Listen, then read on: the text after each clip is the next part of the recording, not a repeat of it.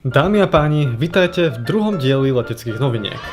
Na začiatok by sme sa vám chceli poďakovať za pozitívny feedback na naše prvé takéto video.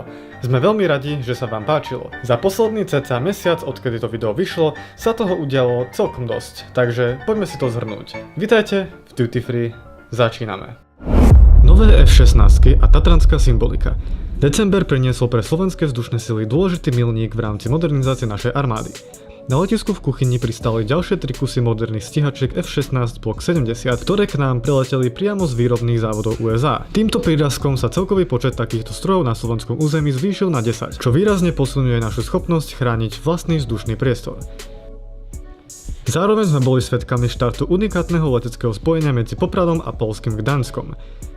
Prvý let bol plný symbolických gest, ktoré mali zdôrazniť prepojenie týchto dvoch regiónov. Z Poľska k nám symbolicky priletela morská voda a piesok priamo z Baltského mora, zatiaľ čo smerom na sever putovala ako znak priateľstva kryštálovo čistá voda z Tatranského potoka a smreková vetvička. Cez zimnú sezónu bude toto spojenie fungovať dvakrát týždenne, vo štvrtok a v nedeľu. Po jej skončení sa odletové dni zmenia na pondelok a piatok. Linka je zatiaľ naplánovaná do 5. júna 2026, no ambíciou je jej celoročné zachovanie. Pre región Liptov a Tatier ide o strategickú linku, keďže záujem poľských turistov rastie raketovým tempom. Za prvých 10 mesiacov tohto roka navštívilo Vysoké Tatry o 30% viac Poliakov ako v lani, čo predstavuje najvyšší počet za posledné 10 ročie. Metropolitná oblasť Gdansk, Gdynia a Sopot majú približne 1,6 milióna obyvateľov, čo je obrovský potenciál pre náš cestovný ruch, najmä ak vezmeme do úvahy, že v lokalitách ako Jasná tvoria Poliaci už dnes viac ako 40% klientely.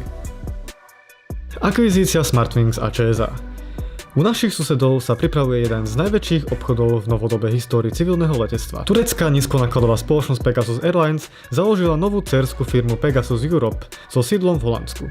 Práve prostredníctvom tejto entity plánuje Pegasus prevziať väčšinový podiel v českom dopravcovi Smartwings a zároveň v legendárnych českých aerolíniách. Dohoda o akvizícii bola uzatvorená 8. decembra a Pegasus za ne údajne zaplatí 3,8 miliardy korún. Celá transakcia by mala byť dokončená v priebehu roka 2026 po schválení antimonopolnými úradmi. Holandské sídlo pobočky má Smartwings pomôcť splniť podmienku väčšinového vlastníctva Európskej únii a zachovať si tak prevádzkové práva v rámci únie. Zaujímavý pohyb sme zaznamenali aj priamo v slovenskej dcére tejto skupiny. Spoločnosť Smartwings Slovakia vyradila svoje jediné lietadlo s imatrikuláciou OM-TSG. Ide o takmer 22-ročný stroj, ktorý zostáva uskladnený na letisku v Prahe.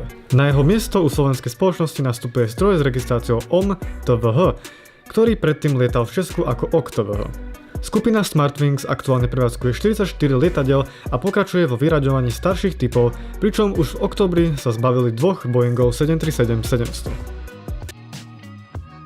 Koniec spolupráce s Bratainz a vyraďovanie Embraerov. Rakúsky národný dopravca Austrian Airlines musel v decembri riešiť nečakanú krízu. Spoločnosť náhle ukončila spoluprácu so švédskym dopravcom Bratainz Regional Airlines, pretože ich sesterská firma Bratainz International Airways vyhlásila v septembri insolvenciu a ukončila prevádzku. Rakúšania tak prišli o 3 turbovrtulové lietadlá ATR-72, ktoré pre nich zabezpečovali prevádzku na 12 linkách, vrátane obľúbeného spojenia z Viedne do Prahy. Okrem toho taktiež Austrian začal s plánovaným vyraďovaním lietadiel Embraer E195. Celkovo 17 týchto strojov sa postupne do roku 2028 presunie k sesterskej spoločnosti Air Dolomity, ktorá vďaka tomu rozšíri svoju flotilu a nahradí menšie modely E190. Prvým takýmto prevedeným strojom je lietadlo s registráciou OE L2TVM. Austrian namiesto nich postupne získa 17 nových lietadiel z rodiny Airbus A320neo. Zároveň však nahradí 5 skôr dodaných Airbusov A321neo s motormi Pratt & Whitney, ktoré prejdú pod spoločnosť Edelweiss. Lufthansa 747 a talianska novinka. Veľký rozruch spôsobila správa, že nemecká Lufthansa sa údajne chystá predať dve svoje Boeingy 747-8 americkému letectvu. Servery, ktoré o tejto zmene informovali, ktoré sú mimochodom dole v popise tohto videa, informovali, že by malo ísť o 13-ročný stroj The Abid, ktorý by mal flotilu opustiť v januári, a 12-ročný stroj The Abig ku koncu roka. Ak by sa predaj potvrdil, flotila Boeingov 747-8 Lufthansa by sa zmenšila na 17 lietadiel. Úplne čerstvou novinkou z Talianska je definitívny koniec jednej éry u národného dopravcu ITA Airways. Spoločnosť sa rozhodla vyradiť zo svojej flotily Airbus A330-200, pričom posledný komerčný let tohto typu sa uskutočnil práve 31. decembra 2025 na linke z Bostonu do Ríma. Širokotrupá flotila Talianov bude odteraz pozostávať výhradne z modernejších strojov Airbus A330-900 Neo a A350-900. Starlux Airlines plánuje v druhej polovici budúceho roka spustiť priame lety z Taipeja do Prahy, čo potvrdil šéf dopravcu investorom. Starlux, ktorý začal v prevádzku v roku 2020 a dnes vlastní 29 lietadiel, chce konkurovať spoločnosti China Airlines, ktorá už na tejto trase lieta dvakrát týždenne. Dobrou správou je aj to, že linka Aer Lingus medzi Prahou a Írskym Corkom bude fungovať celoročne, čiže aj počas letného letového poriadku. Lietať sa bude naďalej dvakrát týždenne. No a nezabudnime ani na Wizz Air, ktorý v decembri predstavil svoje jubilejné 250. lietadlo.